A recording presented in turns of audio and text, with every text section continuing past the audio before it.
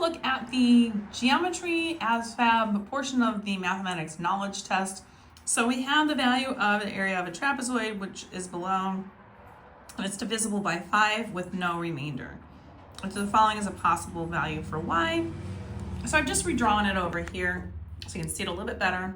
So we need it to be divisible by 5. Well, options for that, and these are my choices here, are they have to end, the answer has to be ending in either 5 or 0 in order for it to be divisible evenly.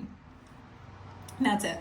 So what I would do here is do a little bit of a strategic guessing situation here, because, you know, obviously we've got a 2 here for the height, we've got 11 for one of the bases, and the other base is just, we don't know. So we're gonna fill it in with one of these possibilities.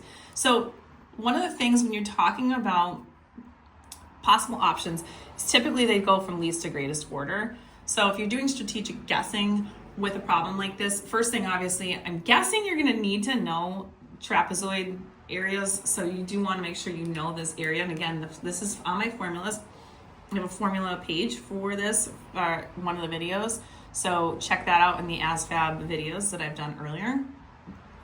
So it is base 1, which would be the top base, is you can say that, plus the bottom base, which is 11. And then you add those together. You multiply it by its height, which is 2, and then you're gonna divide by 2.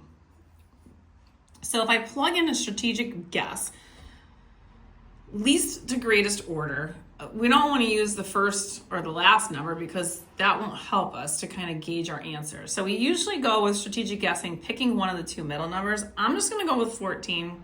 Why not? I feel like that number might work better. So I'm going to plug in 14 here and see if that works. So if I do 14 plus 11, and then we're going to multiply it times 2 and then divide by 2. Divide by 2. 14 and 11 will give me 25. 25 times 2 and divided by 2. Divided by 2 and multiplied by 2 are going to end up canceling each other out. And so you end up with 25, which is a perfect divisible by 5 number. And if you want more questions like this, you can find them on my YouTube, Instagram, and TikTok at YouWantAlgebra. These are all going to be located in the ASVSB playlist. And you can find more of these types of questions in my area playlist as well. Thanks for watching, and don't forget to like, share, and follow for more.